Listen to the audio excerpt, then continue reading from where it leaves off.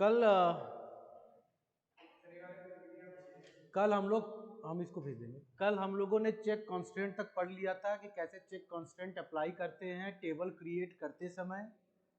और जब check constant apply करेंगे तो जब भी डेटा एंट्री होगा तो वो चेक करेगा कि क्या ये डेटा क्राइटेरिया ये वाला फुलफिल कर रहा है। फॉर एग्जांपल जैसे इस टेबल में चेक कर रहा है कि क्या डिस्काउंट की वैल्यू 0.15 और सीटी की वैल्यू हिसार है, या तो ये वैल्यू फुलफिल करे, और डिस्काउंट की वैल्यू 0.13 और सीटी की वैल्यू जयपुर है, या तो ये वैल्यू फुलफिल करे, और डिस्काउंट की वैल्यू 0.17 और सिटी की वैल्यू मोहाली हो, या तो ये वैल्यू फुलफिल करे।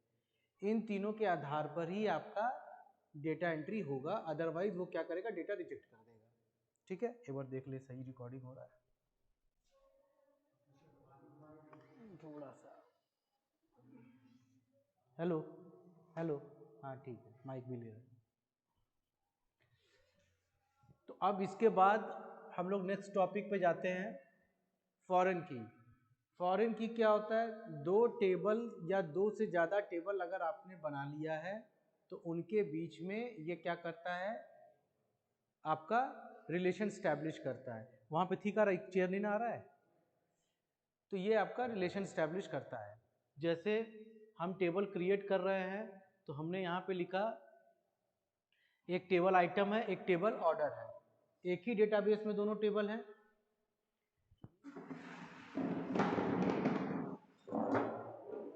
एक ही डेटाबेस में दोनों टेबल हैं। तो अब हम जब टेबल क्रिएट कर रहे हैं तो यहाँ हमने क्या दिया, जब आइटम नंबर नाम का एक हमने कॉलम लिखा तो यहाँ लिखा आइटम नंबर कॉलम है, उसका डेटा टाइप इंटीजर है INT। रेफरेंसेस किसको रेफर कर रहा है, आइटम टेबल को रेफर कर रहा है। ठीक है, आइटम टेबल को रेफर कर रहा है, और किस कॉलम को रेफर कर रहा है, आइटम नंबर। यानी इन दोनों में क्या रिलेशन है, ये दोनों कॉलम कॉमन है। ठीक, तो ये रिलेशन स्टैब्लिश हो गया। फिर आपने QT बता दिया, क्वांटिटी इंटीजर, मतलब एक और कॉलम बता दिया। एक फॉरेन की आप इस तरीके से बता सकते हैं, और भी दो तीन तरीके हैं जिनसे आप फॉरेन की को डिक्लेयर कर सकते हैं। तो एक तरीका तो ये रहा, ये सबको समझ में आ गया, जिसमें रेफरेंसेस कॉलम दोगे, फिर जिस टेबल और जिस कॉलम को देना है वहां पे बता दोगे। एक तरीका तो ये है। दूसरा तरीका है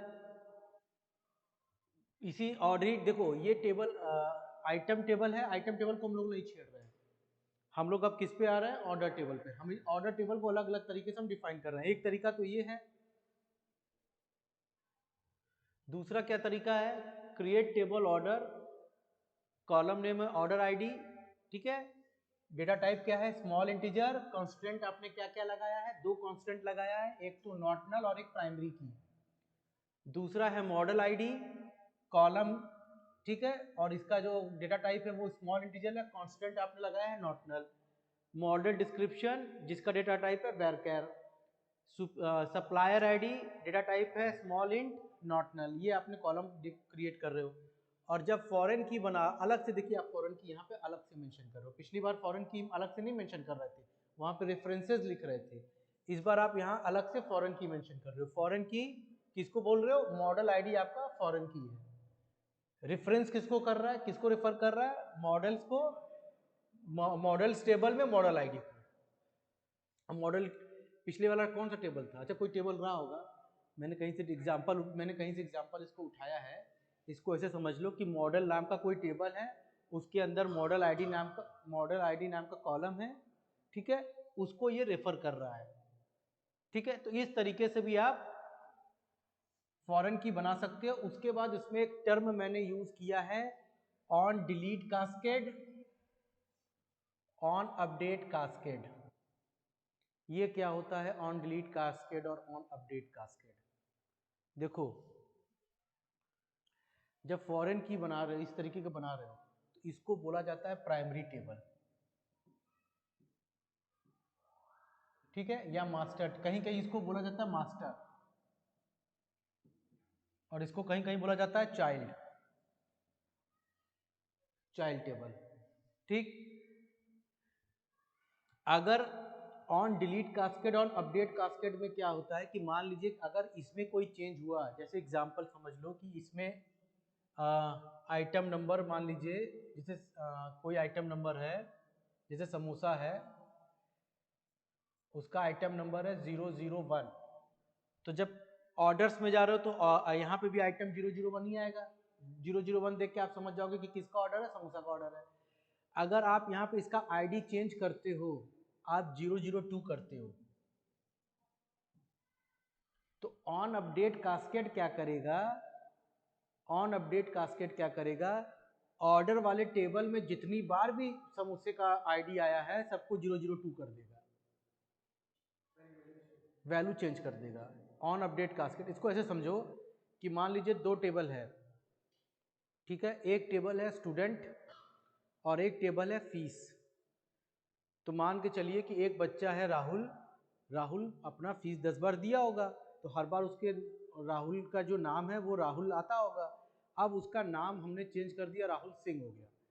तो जितनी बार भी फीस वाला डिटेल होगा तो वहाँ तो राहुल नहीं होना चाहिए, वहाँ आपका क्या आ जाएगा, राहुल सिंह, राहुल सिंह, राहुल सिंह 10 बार 12 बार जितनी बार भी नेम आएगा, तो उतनी बार वो आपका अपडेट हो जाएगा। समझ में आ गया? तो ये होता है on update cascade. On delete cascade मतलब अगर हम प्राइमरी टेबल से डेटा डिलीट कर रहे हैं तो चाइल्ड टेबल में भी जहाँ जहाँ वो डेटा है वो डिलीट हो जाएगा। तो on update cascade, on delete cascade, ये फीचर है। ठीक है, तो इसमें दिया हुआ है ऑन डिलीट कास्केड क्या होता है। ऑन डिलीट कास्केड क्या होता है, when row is deleted in a primary key, जब किसी प्राइमरी की या प्राइमरी टेबल में कोई रो डिलीट करते हैं तो ऑल इट्स रिलेटेड, उससे जुड़े हुए सारे डेटा डिलीट हो जाते हैं। किसमें से, चाइल्ड टेबल में से डेटा अपने आप डिलीट हो जाएंगे। Similarly case is for update cascade, when the row is updated in the parent table all its related data is deleted in the child table. ठीक है, तो ये समझ में आ गया ऑन अपडेट कास्केड। कैसे हम कॉन्स्टेंट लगा रहे हैं, प्राइमरी की कैसे लगा रहे हैं, फॉरेन की कैसे लगा रहे हैं, चेक कैसे लगा रहे हैं, डिफॉल्ट कैसे लगा रहे हैं, ये सारा हो गया। आगे एग्जांपल भी है, जैसे एक और है कि क्रिएट टेबल ऑर्डर क्रिएट किया, फिर आपने जैसे ये कॉन्स्टेंट लगा रहे हो, नॉट नल, प्राइमरी की, ये टेबल बनाते समय आपने लगाया, फिर फॉरेन की अलग से मेंशन किया, order number, references, order master, order number, ये मैंने माईएसक्यूएल क्वेरी रन कराई है और उसी का स्क्रीनशॉट यहाँ लगाया है, ये दिखाने के लिए कि ये जो कोड है ये मतलब ये एग्जीक्यूट किया गया है, सक्सेसफुली एग्जीक्यूटेड हुआ है। ठीक है, तो ये कॉन्सेप्ट तो आपको समझ में आ गया। अब अलग अलग टेबल कॉन्स्टेंट लगाना, जैसे यूनिक की लगाना। यूनिक की मतलब एक दिए हुए कॉलम में सभी वैल्यू यूनिक होनी चाहिए। तो आप कहोगे सर प्राइमरी की में भी तो यही चीज़ होता है, प्राइमरी की में भी तो सभी डेटा एक दूसरे से यूनिक होते हैं। तो एग्जाम में ये पूछ सकता है, इंपॉर्टेंट है, कि प्राइमरी की और यूनिक की में क्या डिफरेंस है। तो यूनिक की में एक नल वैल्यू अलाउड है, single null value is allowed in a unique key, और प्राइमरी में क्या है, एक भी नल वैल्यू अलाउड नहीं है। ठीक है, तो क्रिएट टेबल आपने आइटम क्रिएट किया, आई कोड डेटा टाइप आपने किया, फिर description, character, roll number integer, uh integer, check लगाया आपने, चेक कांस्टेंट क्या लगाया, रोल की वैल्यू क्यूओएच से कम होनी चाहिए, अगर ज़्यादा रहेगी तो डेटा इंसर्ट नहीं होगा। यहाँ आपने चेक लगा दिया, और यूनिक की किसको किसको बना दिया, आई कोड और डिस्क्रिप्शन को। तो ये आपने इस तरीके से एक कांस्टेंट लगाया है, यूनिक और चेक। फिर इसमें भी है, अलग से आप प्राइमरी की भी मेंशन कर सकते हो। क्रिएट टेबल मेंबर्स लिखा, first name, last name, city, primary की किसको बना दिया, फर्स्ट नेम और लास्ट नेम को मिलाकर बनाया। इससे पहले आप लोग क्या करते थे, यहीं पे प्राइमरी की लिख देते थे तो एक सिंगल कॉलम को प्राइमरी की बना देता था। अब एक से ज्यादा कॉलम को अगर प्राइमरी की बनाना है तो अलग से आप इस तरीके से मेंशन करिए। तो मैं बता चुका हूं कि जब एक से ज्यादा कॉलम को मिलाकर प्राइमरी की बनता है तो इस तरह के प्राइमरी की को बोलते हैं कंपोजिट प्राइमरी की। ठीक है, तो ये आपका हो गया, समझ में आ गया ये। फिर अब एक बार आपने टेबल बना दिया तो उसका अगर टेबल का स्ट्रक्चर अगर आप देखना चाहते हो, how to see the structure of a table, तो यू विल यूज, आप क्या कर, डेस्क। तो यहाँ पे DESC का मतलब होता है डिस्क्रिप्शन। यहाँ का मतलब होता है DESC का मतलब डिस्क्रिप्शन, तो डिस्क्रिप्शन और फिर टेबल नेम आ गया। ठीक, तो ये आपका सभी टेबल, उसका पूरा टेबल का डिस्क्रिप्शन दिखा देगा। एक ऑर्डर बाय क्लॉज अभी आगे पढ़ोगे, ऑर्डर बाय क्लॉज में वहां पे DESC लिखा रहेगा। ऑर्डर बाय क्लॉज के साथ जब यूज होता है तो वहां पे DESC का मतलब होता है डिसेंडिंग। ठीक है, अलग अलग मतलब होता है। ठीक है, तो ये चीज समझ में आ गया आप लोगों को। फिर एक टेबल हमारा ऑलरेडी बना हुआ है, हम चाहते हैं कि उस टेबल के कुछ कॉलम को पिक करके दूसरा टेबल हम क्रिएट कर लें। होता है ना, जैसे होता है कि एक बच्चे ने नोट्स बनाया है और दूसरा बच्चा उसके नोट्स में से अपना नोट्स बना रहा है।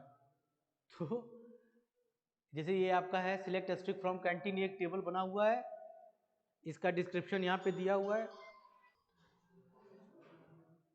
तो ये creating table from existing table है। इसमें मैंने दिखाया हुआ है कि ये कैंटीन नाम का टेबल है जिसके अंदर कुछ डेटा है और जिसका डिस्क्रिप्शन ये रहा। अब हम लोग अगले क्वेरी में देखेंगे कि कैसे उससे हम एक दूसरा टेबल क्रिएट करते हैं। तो हमने लिखा क्रिएट टेबल कैंटीन 2, कैंटीन 2 नाम का हमने टेबल क्रिएट किया और इसमें मैंने देखिए इस वाले टेबल कैंटीन में 3 कॉलम थे, इस वाले में हमने कितना लिया, सिर्फ 2 कॉलम लिया। Select order ID price from canteen where E code equal to 2, तो इसकी जो जो वैल्यू रहेगी और जो जो कॉलम रहेगा उससे हमारा 2 कॉलम का टेबल क्रिएट हो जाएगा और उसके अंदर कुछ वैल्यूज भी आ जाएंगी। ठीक, ये तो इजी है। एक टेबल से हम दूसरा टेबल बना रहे हैं और उसके साथ साथ उसमें से कुछ डेटा भी हमने, जो भी हमने इसमें सिलेक्ट किया है उसके हिसाब से वो डेटा भी इसमें आ जा रहा है। ठीक है, तो अभी तक हम लोगों ने डेटाबेस बनाना सीखा, अलग अलग तरह का कॉन्स्ट्रेंट लगाया, कॉन्स्ट्रेंट लगाने के बाद हमारा टेबल बन गया। अब हमारा अगला टारगेट क्या है, टेबल के अंदर डेटा को इंसर्ट करना। तो टेबल के अंदर डेटा 2 तरीके से इंसर्ट होता है, एक समय में एक डेटा इंसर्ट करिए सिंगल रो, और एक समय में एक से ज़्यादा रो आप इंसर्ट करना चाहते हो तो मल्टीपल रो। ठीक है, तो पहले हम लोग दिखाते हैं, जैसे कि सिलेक्ट स्ट्रिक फ्रॉम स्टूडेंट नाम का एक टेबल है, तो क्या दिखा रहा है, एम्प्टी सेट, यानी इसके अंदर कोई डेटा नहीं है। डिस्क्रिप्शन हमने इसलिए देख लिया कि हमें पता होना चाहिए कि किस ऑर्डर में डेटा को इंसर्ट करना है, तो हमने डिस्क्रिप्शन देख लिया, ये टेबल में इतना सारा कॉलम है। तो अब हमने सिंगल रो इंसर्ट किया, यहाँ पे ये सिंगल रो इंसर्ट कर रहे हैं। Insert into student values, bracket लगाया 1, देखो जहां जहां नंबर रहेगा, जहां पे जिसको ये इंटीजर है ना, वहां पे डेटा को सिंगल इन्वर्टेड कॉमा में लिखने की जरूरत नहीं है। तो 1 कॉमा, नेम क्या है, कैरेक्टर या वैरकर है, तो देखो सिंगल इन्वर्टेड कॉमा में अनिकेत शर्मा। एड्रेस वैरकर है, पांडेपुर स्ट्रिंग है। जेंडर क्या है, मेल। क्लास क्या है, 12 मैथ। और मोबाइल क्या है, नंबर, तो नंबर में आपको ये सिंगल इन्वर्टेड देने की जरूरत नहीं है। इस तरीके से आप, और लास्ट में आप क्या करोगे, सेमी कॉलन लगा लोगे। एग्जाम में सेमी कॉलन ये शो करता है माइस्क्वेल में कि it is a termination of a statement, ये स्टेटमेंट अब यहाँ क्लोज हो गया। एग्जाम में अगर आप लोग छूट जाता है आप लोगों का, तो जो एग्जामिनर होते हैं वो बहुत ही दरिया दिल होते हैं, वो इस चीज़ों को इग्नोर करते हैं, क्योंकि सीबीएसई की तरफ से आता है कि सिंगल इन्वर्टेड कॉमा अगर ये सेमी कॉलन अगर बच्चे का छूट गया है तो उसका मार्क्स डिडक्ट मत करिएगा। लेकिन इसका मतलब नहीं कि तुम लोग दूसरों के दया के सहारे जियोगे, अपना काम फुल करके आओ। ठीक है, तो इस तरीके से आप सिंगल डेटा इंसर्ट आप लोग कर दोगे। फिर आया डिस्क्रिप्शन, अब मल्टीपल रो भी इंसर्ट कर सकते हो। मल्टीपल रो में जानते हो क्या करना है, जैसे कि ये लाइन तुमने लिखा, ठीक है, और यहाँ पे इसको मत लगाओ, यहाँ पे कॉमा लगा दो। कॉमा लगाने के बाद फिर यहाँ पे एक ब्रैकेट लगाओ, फिर रोल नंबर 2 राहुल ऐसे करके डॉट डॉट डॉट पूरा लगा के सेमी कॉलन जहां लगा दोगे काम खत्म। 10 बार आपको लिखना है, 10 बार आपको इसको ऐसे लिख दो। ठीक है। अब आप चाहते हो कि नहीं, अच्छा एक चीज आप जैसे यहाँ पे आप लिख रहे हो इंसर्ट इनटू स्टूडेंट, और यहाँ पे आप क्या कर रहे हो, कॉलम मेंशन नहीं कर रहे हो। तो जब कॉलम आप यहाँ मेंशन नहीं कर रहे हो तो इसका मतलब सभी कॉलम में डेटा जा रहा है, तो उसी क्रम में आपको लिखना पड़ेगा, ठीक, जिस क्रम में आपका यहाँ पे कॉलम नेम दिख रहा है। लेकिन आप चाहते हो कि हम लोग जो है कुछ पर्टिकुलर कॉलम में ही डेटा को इंसर्ट करें, बाकी कॉलम में डेटा को इंसर्ट ना करें। उस केस में आप क्या करोगे, इंसर्ट इनटू स्टूडेंट और यहाँ पे कॉलम नेम मेंशन कर दोगे। तो जिस ऑर्डर में यहाँ कॉलम नेम मेंशन करोगे उसी ऑर्डर में आपको यहाँ डेटा लिखना पड़ेगा। ये हो सकता है ये कॉलम का ऑर्डर टेबल के कॉलम ऑर्डर से मैच करे या ना मैच करे। आप इसको ऐसे भी लिख सकते थे,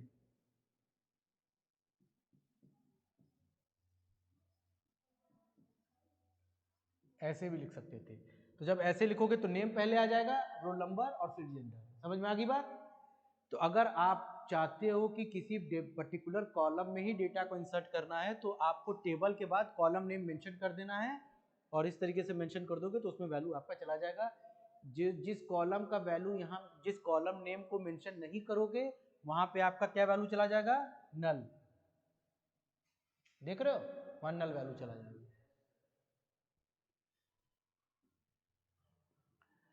अब इंसर्टिंग इनटू मल्टीपल डेटा, तो मल्टीपल डेटा मैं बता चुका हूं कि यहाँ पे कॉमा लगाते जाइए, ठीक है, कॉमा लगाते जाइए। अगर मान लीजिए एक और है तो इस तरह आप मल्टीपल कॉलम लगा, कॉमा लगा के जहाँ पे सेमी कॉलन कर रहे हैं वहाँ टर्मिनेशन हो जाएगा और डेटा आपकी इंसर्ट हो जाएगी, ठीक। तो इस तरीके से आपका मल्टीपल डेटा इस तरीके से आपका इंसर्ट हो रहा है। इंसर्टिंग नल डेटा, आप जानबूझ के नल वैल्यू इंसर्ट करना चाहते हो किसी पर्टिकुलर सेल में, तो वहां पे आप क्या करोगे, नल लिख दोगे। तो आप लोग में से कई लोग जो है नल लिखेंगे वो इस तरीके से लिखेंगे,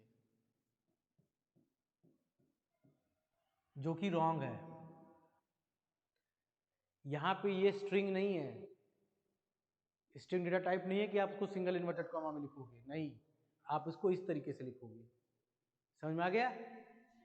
if you want to insert a null in a particular cell, this is how you should write it during the query execution. खाली छोड़ दोगे तो उस केस में तुमको यहाँ पे कॉलम नेम यहाँ मेंशन करना पड़ेगा। अगर कॉलम नेम यहाँ मेंशन कर दिए तो खाली छोड़ दो, कोई दिक्कत नहीं है। लेकिन अगर कॉलम नेम यहाँ मेंशन नहीं किया है तो ये एसक्यूएल एक्सपेक्ट कर रहा है कि यहाँ पे भी कोई ना कोई वैल्यू होनी चाहिए। समझ आ गया?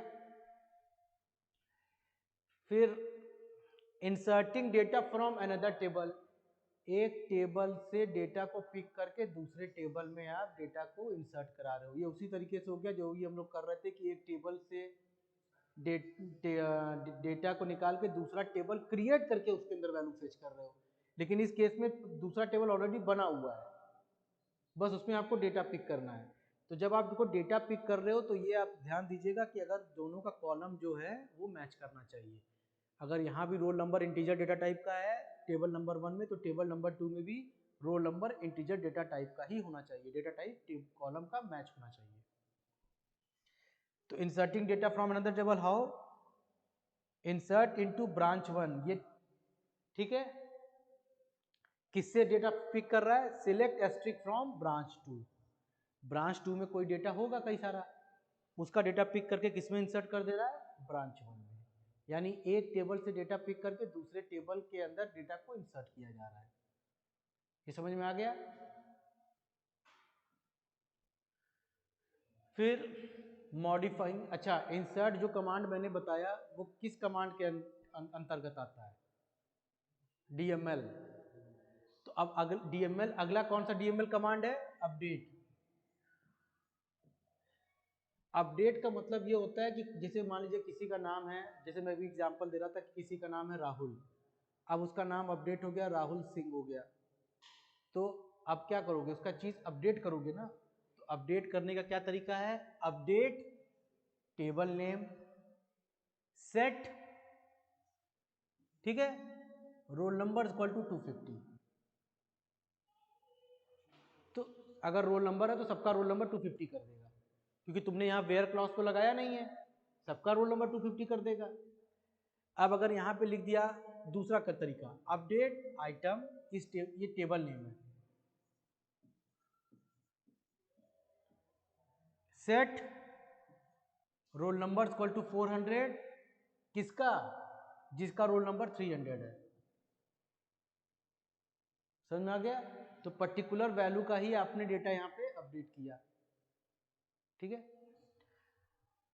अब update item set roll number equal to 400 QH equal to 700, यानी एक साथ दो कॉलम में डेटा को आप अपडेट कर रहे हो। Where I code less than 101, मतलब जिसकी वैल्यू इससे कम है उन सबका ROL और QH वैल्यू अपडेट कर देगा। तो यहाँ पे आप क्या कर रहे हो, मल्टीपल कॉलम इज अपडेटेड, ठीक है, सही है। नाउ अगला है using expression in update. Expression का मतलब ये होता है कि किसी तरह का कैलकुलेशन आप लोग क्वेरी में अगर करना चाहो, परफॉर्म करना चाहो, जैसे किसी की सैलरी है और आप चाहते हो कि उसके सैलरी में 10% का इंक्रीमेंट दिखाना है, या समझ रहे हो, तो वो इंक्रीमेंट कैसे कर सकते हो, इस तरीके से update table name set salary is equal to salary plus 900, यानी सैलरी में 900 रुपया सबका जोड़ देगा।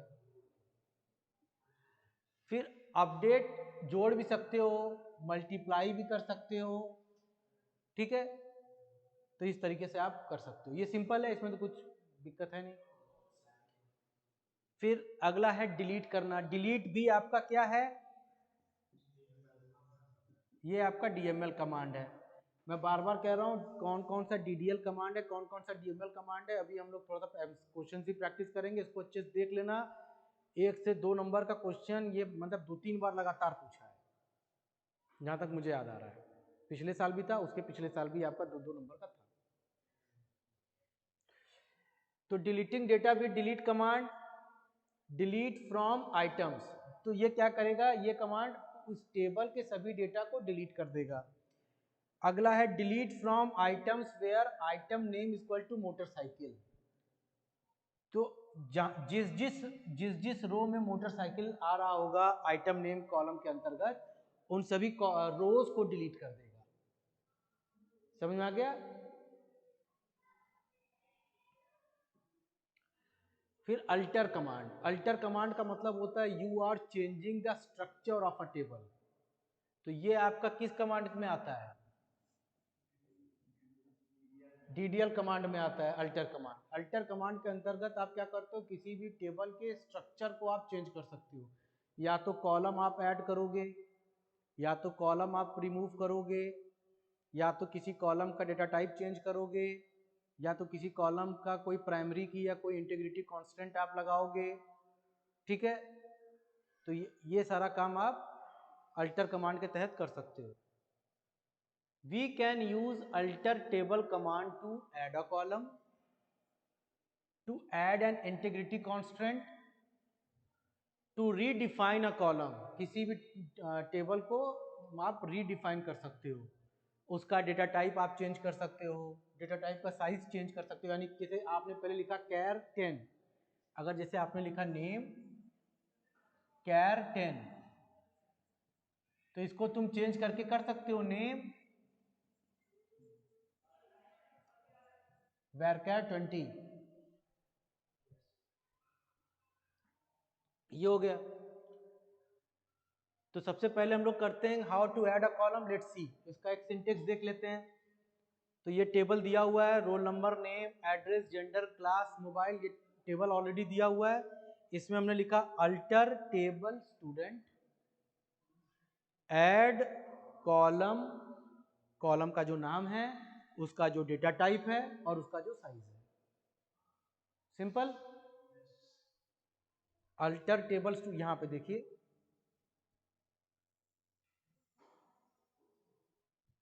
ये वाला PPT भी मैं आज अटैच कर दूंगा आज के वीडियो में, तो आप वहां से डाउनलोड करके इसको रेफर कर लीजिएगा, ठीक है बेटा। इसके बाद मान लीजिए किसी कॉलम को अगर रिमूव करना है तो alter table student drop column state, तो वो कॉलम पूरा का पूरा रिमूव हो जाएगा। फिर अगला है alter table student add column state, उसका साइज कितना है, कैरेक्टर है 6 साइज है। डिफॉल्ट वैल्यू क्या है, यूपी, यानी अगर आप उसमें कोई वैल्यू इंसर्ट नहीं कर रहे हो तो बाय डिफॉल्ट वो क्या वैल्यू दे रहा है, यूपी। तो देखो मैंने जब सिलेक्ट स्ट्रिंग फ्रॉम स्टूडेंट लिखा तो पहले यहाँ पे स्टेट नल था क्योंकि मैंने कोई यहाँ पे डिफॉल्ट वैल्यू नहीं मेंशन किया था, यहाँ मैंने कोई डिफॉल्ट वैल्यू मेंशन नहीं किया था। और अब अगली बार में जब हमने कॉलम को ड्रॉप करके दोबारा ऐड किया और डिफॉल्ट वैल्यू यूपी मेंशन किया तो हमें यहाँ पे यूपी दिख रहा है, ठीक है। तो एक बार तो आपने टेबल इस कॉलम को ऐड करना और कॉलम को रिमूव करना और कोई इंटीग्रिटी कांस्टेंट जैसे कि डिफॉल्ट वैल्यू को आप कैसे यूज कर रहे हो आपने देख लिया। अब उसको मॉडिफाई करना है, तो मॉडिफाई कैसे करेंगे, क्या क्या करेंगे, डेटा टाइप मॉडिफाई करेंगे, अगर कोई डिफॉल्ट वैल्यू है तो वो मॉडिफाई कर सकते हैं, किसी कॉलम का ऑर्डर मॉडिफाई कर सकते हैं, जैसे कि टेबल में अगर रोल नंबर और नेम ऐसे दिया है तो आप चाहते हो तो इसको पहले कर दो, नेम और रोल नंबर ऐसे कर दो, ये ऑर्डर आप चेंज कर सकते हो। साइज यानी कैर 6 है तो कैर 16 कर सकते हो। नॉट नल अगर नहीं लगाया हो तो कहीं नॉट नल लगा सकते हो, यानी इंटीग्रिटी कांस्टेंट आप अप्लाई कर सकते हो, ठीक है। तो जैसे कि एग्जांपल दिया हुआ है अल्टर टेबल स्टूडेंट मॉडिफाई, उस समय देखो पिछली बार में आप लोग क्या कर रहे थे, ऐड कर, यहाँ पे ड्रॉप कर रहे थे, यहाँ पे ऐड कर रहे थे, अब क्या कर रहे हो, यहाँ मॉडिफाई कर रहे हो। मॉडिफाई किसको मॉडिफाई कर रहे हो, मार्क्स ऑलरेडी वो कॉलम एग्जिस्ट कर रहा है, सिर्फ उसको मॉडिफाई कर रहे हो। मॉडिफाई उसका डेटा टाइप आपने क्या कर दिया, varchar 10 कर दिया, ठीक। समझ में आ रहा है किशन, 15-20 दिन है, अच्छे से पढ़ लो, इन्हें खूब घूमो फिरो मत, इन्हें की खूब समझ रहे हो, सभी कह रहे हैं, खाली जैसे कई बच्चे अभी भी नहीं आ रहे हैं, वो सब आखिरी के 3-4 दिन में आएंगे और ये पूछने के लिए आएंगे कि सर क्या क्या आएगा, जैसे कि बोर्ड का पेपर हम बनाए हैं, मोस्ट एक्सपेक्टेड क्वेश्चन।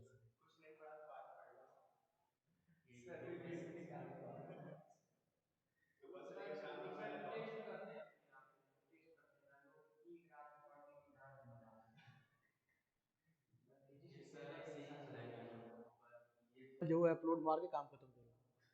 चलो ठीक है, बैक टू टॉपिक आते हैं।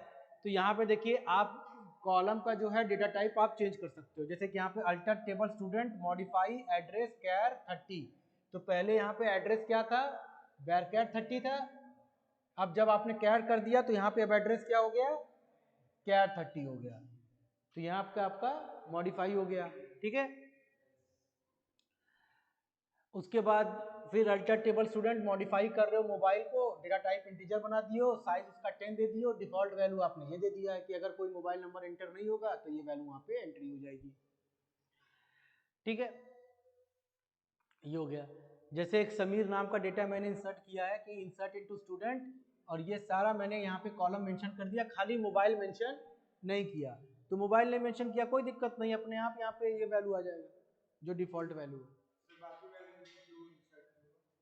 कौन से बाकी वैल्यू नहीं इंसर्ट हुआ, समीर देखो 6 इंसर्ट हुआ, समीर इंसर्ट हुआ, होलापुर इंसर्ट हुआ, मेल इंसर्ट हुआ, 12 पीसीएम इंसर्ट हुआ, यूपी इंसर्ट हुआ, इसके पहले से टेबल बना हुआ है भाई साहब। कौन सी डिफॉल्ट वैल्यू, अगर ऑलरेडी टेबल में डेटा इंसर्टेड है तो उसमें डिफॉल्ट काम नहीं करता है, क्योंकि ऑलरेडी इंसर्ट कर चुके हो, तब उसमें सिर्फ अपडेट काम करेगा, दिमाग से सोचो ना। अगर इंसर्ट करते समय अगर कोई डेटा तुम मिस कर रहे हो और ऑलरेडी उस कॉलम के लिए डिफॉल्ट वाला कांस्टेंट अप्लाई किया गया है तो डिफॉल्ट वैल्यू आ जाएगी, तुम अगर नहीं भी एंटर करोगे, मोबाइल तुमने एंटर नहीं किया तब भी तो मोबाइल नंबर आ गया, ठीक। प्राइमरी की अगर मैं मिस कर गए हो, अपने टेबल को क्रिएट करते समय अगर आप लोगों ने जैसे कि प्राइमरी की नहीं बनाया है तो अल्टर कमांड के थ्रू आप प्राइमरी की ऐड कर सकते हो, alter table student add primary की ब्रैकेट में एडमिशन नंबर। ठीक है, तो ये आ गया। अब जैसे कई बच्चे हैं, 2-3 बच्चे हैं हमारे ग्रुप, मेरे व्हाट्सएप में ऐड है, तो उन सबका स्टेटस दिख रहा है कि मस्ट वॉच ये मूवी है, मस्ट वॉच वो मूवी है, 3-4 ठो। हम बोले बेटा लग रहा है तुम्हारा एग्जाम खत्म हो गया, तुम गंगा नहा ली हो। ठीक है।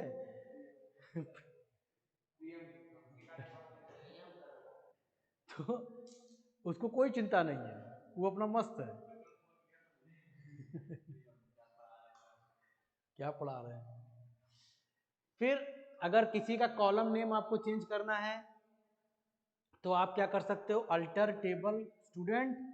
तब यहाँ पे देखो, पहले ऐड एक बार आया था अल्टर के साथ, एक बार ड्रॉप आया था, फिर एक बार मॉडिफाई आया था, अब क्या आ रहा है, चेंज आ रहा है। चेंज नेम, उसका नेम चेंज करके क्या नया नाम बन हो गया, स्टूडेंट नेम। और जिसका डेटा टाइप हमने यहाँ पे कैट 30 लिख दिया, तो यहाँ पे जो नेम आ रहा है, अब वो यहाँ पे क्या आ रहा है, स्टूडेंट नेम आ रहा है।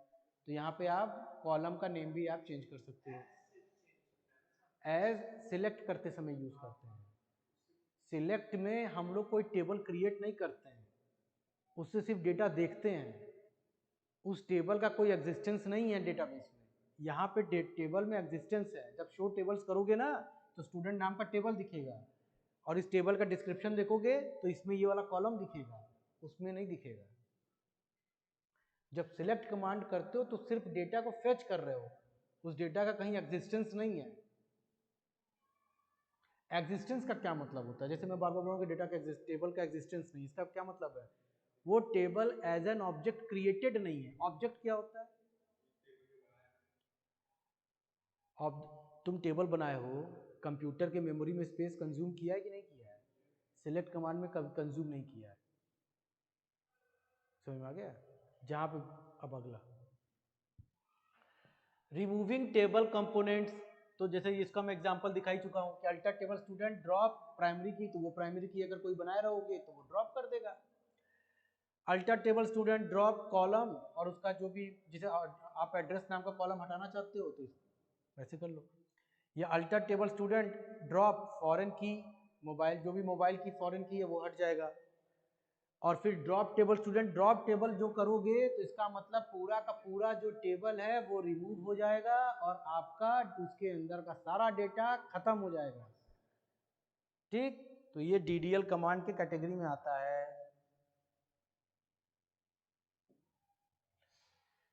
ठीक है, update student set state equal to MP where roll number equal to 1। तो ये आप क्या कर रहे हो, ये आपका डेटा चेंज कर दिया, जिसका रोल नंबर 1 है उसका आप स्टेट क्या चेंज करके कर दिया, MP। ठीक, तो इस तरीके से आप सिंगल डेटा या मल्टीपल डेटा को आप चेंज कर सकते हो। जिसका जिसका रोल नंबर 3 और 5 है उसका स्टेट क्या चेंज कर दिया, MP कर दिया। ठीक, तो ये हो गया। तो देख लो, रोल नंबर 135, रोल नंबर 1, 3 और 5, यहाँ पे जो जो तुमने ये 2 क्वेरी रन की है उसका आउटपुट देख लो, वहां पे MP चेंज हो गया है। अब आता है सिलेक्ट कमांड। सिलेक्ट कमांड जो है ये डेटा को फेच करने के आता है, तो ये मतलब DDL कमांड नहीं है, DML कमांड। और पहली बात, और इससे कोई जो सिर्फ डेटा को देख रहे हो, ठीक है, जैसे तुमने लिखा यहाँ पे सिलेक्ट स्ट्रिंग फ्रॉम स्टूडेंट, तो ये जो तुमको दिख रहा है, ठीक है, ये स्टूडेंट का डेटा दिख रहा है जो कि टेबल है। समझ में आ गया। तो ये पूरा तुमको डेटा यहाँ पे फेच हो गया। एस्ट्रिक क्या यहाँ पे डिनोट करता है, ऑल कॉलम्स, नहीं ऑल रोज नहीं।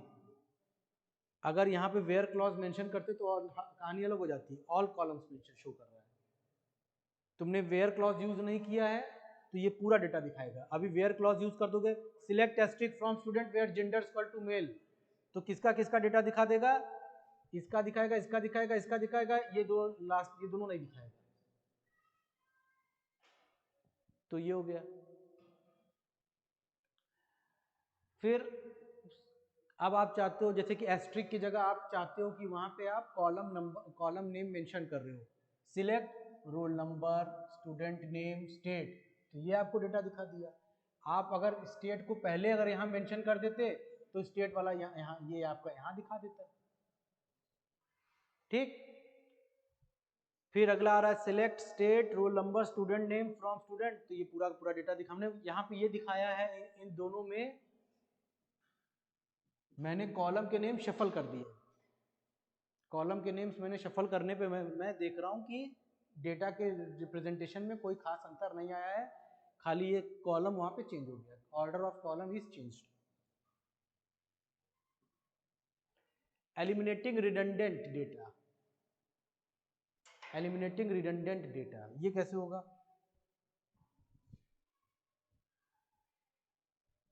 कीवर्ड का इस्तेमाल करते हो और उस मल्टीपल वैल्यूज को आप रिमूव करके उसको सिंगल में कन्वर्ट कर देते हो।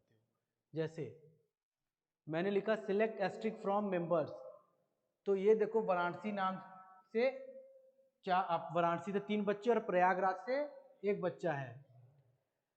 अगर मैं लिख रहा हूँ सिलेक्ट सिटी फ्रॉम मेंबर्स, तो ये दिख रहा है कि भाई वाराणसी से 3 बच्चा और 1 बच्चा प्रयागराज से है। अब अगर मैंने डिस्टिंक्ट वर्ड इस्तेमाल कर दिया कि किन किन शहरों से बच्चे आ रहे हैं, तो वाराणसी और प्रयागराज दिख रहा है, ठीक है। और अगर मैंने ऑल वर्ड का इस्तेमाल कर दिया तो ये क्या करेगा, सभी डेटा को दिखा देगा। तो बेसिकली ये दोनों सेम है, हम लोग सिटी लिखें चाहे ऑल सिटी लिखें, दोनों का मतलब सेम है। जब हम लोग डिस्टिंक्ट लिखते हैं तो वो क्या करता है, डुप्लीकेट वैल्यू को रिमूव करेगा और यहाँ पे क्या दिखा देगा, वाराणसी और प्रयागराज। तो ये दोनों देख के आपको समझ में आ जाएगा ना कि इन्हीं दोनों जगह से बच्चे आए हैं हमारे यहाँ, ठीक। फिर अगला है viewing structures of a table. Table का स्ट्रक्चर कैसे व्यू करते हो? तो जैसे कि शो टेबल्स करोगे तो आपके डेटाबेस में जितने भी टेबल रहेंगे वो आपको दिख जाएगा। तो it will show all tables in a particular database, ठीक है।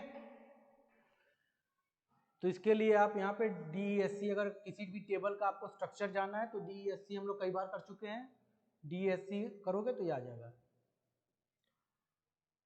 फिर how to perform simple calculation, ठीक है, सिंपल कैलकुलेशन भी परफॉर्म कर सकते हो। सिलेक्ट 1 + 6, तो कॉलम नेम क्या आ जाएगा, 1 + 6 और उसका वैल्यू यहाँ पे आ जाएगा। अब सिलेक्ट 2 × 7 एज मल्टीप्लाई, तो कॉलम नेम क्या आ गया, मल्टीप्लाई आ गया और 2 × 7 की वैल्यू यहाँ पे आ गई। ये कैलकुलेशन तुम लोग परफॉर्म कर सकते हो। फिर एक करडेट नाम का फंक्शन होता है, अगर आपको जानना है कि आज कौन सा डेट है तो सिलेक्ट करडेट फंक्शन इस्तेमाल करोगे और आपको डेट यहाँ पे दिख जाएगा। फिर सिलेक्ट एस्ट्रिक फ्रॉम स्टूडेंट, इसमें मैंने क्यों लिखा है, अच्छा ये परफॉर्म करने के लिए, ठीक है, ये दिखाने के लिए कि देखो कैसे कैलकुलेशन कॉलम पे होता है। तो मैंने लिखा सिलेक्ट एस्ट्रिक फ्रॉम स्टूडेंट, ये पूरा का पूरा डेटा है, इसमें एक कॉलम है मार्क्स। फिर मैंने लिखा सिलेक्ट स्टूडेंट मार्क्स +2, तो सभी बच्चों का मार्क्स देखो 2-2 नंबर बढ़ के यहाँ पे दिख जाएगा, ठीक। अब आप लोगों को एक और कमाल की बात बताता हूँ, ये आप लोग कर दियो तो एक्चुअल टेबल में डेटा अपडेट नहीं हुआ है, क्योंकि ये सिलेक्ट कमांड है ना, अपडेट आपने कहाँ किया है, समझ में आ गया। ये सिर्फ दिख रहा है आपको, अपडेट नहीं हुआ है। अपडेट करने के लिए क्या करना पड़ेगा, अपडेट कमांड इस्तेमाल करना पड़ेगा, समझ में आ गया। तो ये हो गया, मतलब एक सिंपल कैलकुलेशन आप परफॉर्म कर सकते हो। इफ नल फंक्शन क्या होता है, जैसे कि मान लीजिए इन दो मोबाइल में यहाँ पे वैल्यू क्या है, इफ नल है, नल वैल्यू है। आप चाहते हो कि जब डेटा यहाँ पे शो हो तो नल वैल्यू ना शो हो, उसकी जगह कुछ वहाँ पे कोई टेक्स्ट आ जाए। नल वैल्यू बड़ा गंदा लगता है दिखने में कि नल वैल्यू है, तो आपने लिखा select student name comma class if null mobile, अगर मोबाइल वाले कॉलम में कोई डेटा नल आता है तो उसकी जगह क्या लिखा हुआ आ जाए, नो डेटा लिखा हुआ आ जाए, ठीक। तो जहां जहां पे डेटा नहीं है, जहां पे यहाँ पे नल है वहां पे क्या लिखा हुआ आ गया, नो डेटा लिखा हुआ आ गया। हाँ हाँ कुछ भी लिख सकते हो। तो एज अ प्रोग्रामर यू, जैसे आप देखते हो कि ना कि एटीएम में पैसे डालते हो तो लिखता था कि सॉरी कैश नहीं है, तो वहाँ कैश अगर नल है तो वहाँ पे कुछ भी मैसेज आप चाहो तो डिस्प्ले करा सकते हो। ठीक है, तो ये आपका इफ नल फंक्शन अगर आएगा तो आप लोग कर लीजिएगा। इसका मैं पीपीटी जो है अभी आप लोगों को शेयर कर दे रहा हूँ ग्रुप में, ताकि जो लोग अभी क्लास में पढ़ने आए हैं कम से कम वो क्या कर लें कि अपना नोट्स उसको बना के उसको पढ़ लें। फिर शाम को तो मैं इसका एक एडिटेड वीडियो में भेजूंगा ही। Putting text in the query output. अब आपको टेक्स्ट पुट करना है क्वेरी आउटपुट में। जैसे कि ये आपका टेबल है, पूरा का पूरा टेबल है, इसमें हमने लिखा सिलेक्ट स्टूडेंट नेम, मार्क्स, और यहाँ पे मैंने क्या लिखा, परसेंटेज। परसेंटेज नाम का कोई कॉलम है क्या इसमें? नहीं है। तो यहाँ पे क्या आएगा, ये सेम टू सेम यहाँ पे आ जाएगा और यही परसेंटेज यहाँ पे दिखेगा, अंकित शर्मा 99%। ठीक है, इस तरीके से। इसका बहुत खास यूज है नहीं, खाली कैसे डेटा को दिखाना है उसके दिखाने भर का, ये खाली शोबाजी टाइप का है। अब वेयर क्लॉज, वेयर क्लॉज हम लोग क्यों यूज करते हैं, डेटा को फिल्टर करने के लिए। To filter the data we use where clause. ठीक है, select student name, marks from student where gender equal, ऐसे अगर तुम लिख देते select student name marks from student, तो सभी बच्चों का रिकॉर्ड दिखा देता, सभी बच्चों का रिकॉर्ड दिखाता। अब तुमने क्या किया, फिल्टर लगा दिया। फिल्टर क्या लगाया, वेयर क्लॉज, और जैसे तुमने वेयर क्लॉज लगाया तो फीमेल वाला डेटा को रिमूव करके खाली मेल वाले डेटा को दिखा रहा है। मेल वाला डेटा यहाँ पे आपको चारों दिख गया। ठीक है, सिलेक्ट एस्ट्रिक फ्रॉम स्टूडेंट, जिनका मार्क्स 90 से ज्यादा हो, तो जिनके भी मार्क्स 90 से ज्यादा हैं उन बच्चों के मार्क्स यहाँ पे आपको दिख गए। अब आता है अगला topic, using relational operator. Relational operator ये सिंबल होता है equal to, greater than, less than, greater than और इक्वल टू। इसका मतलब देखो ऐसे अगर लिखा है, इसका मतलब होता है ग्रेटर देन और इक्वल टू, मतलब या तो ये कंडीशन फुलफिल हो जाए या तो ये कंडीशन फुलफिल हो जाए, इसका मतलब ये होता है। लेस देन और equal to, not equal to. तो ये कैसे यूज हो रहा है, देखिए, select student name from student where gender not equal to male, ये नहीं लिख रहा है जेंडर इक्वल टू फीमेल, लिख रहा है gender not equal to male, तो फिर जितने भी फीमेल बच्चों के नाम है वहां पे दिख गया। Select student name from student where marks greater than 99, किसके मार्क्स ग्रेटर देन 99, तो किसी के नहीं है लेकिन अगर वही मैं लिख दे रहा हूं ग्रेटर देन इक्वल टू 99, यहां अगर मैं लिख दे रहा हूं ग्रेटर देन इक्वल टू 99, इसका मतलब या तो 99 से ज्यादा या 99 के बराबर। तो ज्यादा तो कोई नहीं है, बराबर में 3 बच्चे हैं।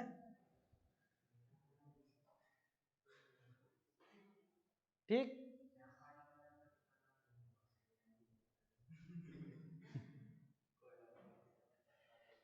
फिर आता है लॉजिकल ऑपरेटर, इसको हम लोग और बोलते हैं, और भी ऐसे भी इस्तेमाल, देखो इसको ऐसे भी इस्तेमाल कर सकते हो और सिंबल के थ्रू भी इस्तेमाल कर सकते हो, ऐसे भी और ऐसे भी, ऐसे भी ऐसे भी। तो जैसे लिखा हुआ है सिलेक्ट स्टूडेंट, जैसे ये तुम्हारा टेबल है सिलेक्ट एस्ट्रिक फ्रॉम स्टूडेंट, ये पूरा का पूरा टेबल है। देखो हर बार मैंने क्या किया है, पूरा टेबल उसका एक एग्जाम्पल, ताकि रेफर करने में आसानी रहे। मैंने लिखा select student name from student where address equal to Pandeypur और एड्रेस इक्वल टू वाराणसी। तो किसका एड्रेस पांडेपुर और वाराणसी है, दो बच्चों का है, पांडेपुर वाराणसी इन दोनों बच्चों का है।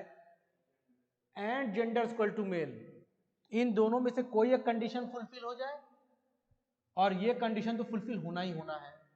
तो जेंडर किसका मेल है, सिर्फ इसका मेल है, ये तो फीमेल है तो ये नहीं होगा। तो उस केस में सिर्फ अंकित शर्मा का नाम यहाँ पे दिखेगा। इन दोनों में से कोई एक कंडीशन प्लस ये कंडीशन साथ में कंपलसरी, ठीक। तो ये हो गया।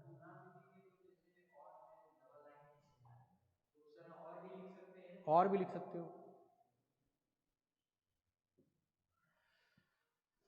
ये क्या हो गया भाई, थोड़ा सा condition based on range, between operator है यहाँ पे, थोड़ा सा हाइड हुआ है, यहाँ बिटवीन है। Condition based on range, between operator, between word का हम लोग इस्तेमाल करेंगे यहाँ पे। जैसे ये आपका पूरा का पूरा टेबल है, अब इसमें दिया हुआ है select student name comma marks from student where marks between 88 and 99। तो 88 और 99 मतलब जिसके मार्क्स 89 से लेके 98 तो हो, ठीक, जिसके मार्क्स 89 से लेके 98 तक हो, प्लस 88 भी होना चाहिए और 99, मतलब बॉर्डर वाला वैल्यू भी ये इंक्लूड कर देगा। तो उस केस में आपका देखिए ये बॉर्डर भी इंक्लूड कर रहा है, ये बॉर्डर भी इंक्लूड कर रहा है, बीच वाला तो ला ही रहा है, ठीक। तो ये बिटवीन ऑपरेटर है, जब बिटवीन है तो नॉट भी होता होगा, नॉट बिटवीन 88 एंड 99, तो यानी जिसका भी मार्क्स 88 और 99 के बीच में होगा, इन बच्चों को छोड़ के बाकी सबका दिखा देगा, यानी जितने भी लोग।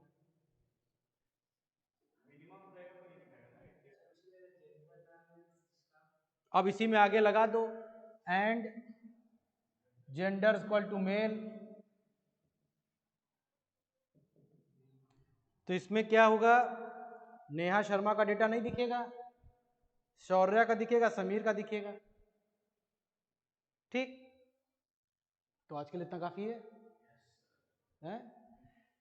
चलो फिर इसको हम लोग क्लोज करते हैं, फिर आप लोग आओ इस तरह देखो, अभी 3 से 4 दिन में आपका पूरा माई स्कूल कंप्लीट हो जाएगा। फिर मैं रात को भी कुछ वीडियो शेयर करूंगा अपना, ठीक है। और जितना पढ़ सकते हो पढ़ो, कम से कम 8 7 8 घंटा, ज़्यादा नहीं, 2 अप्रैल तक मेहनत करना है।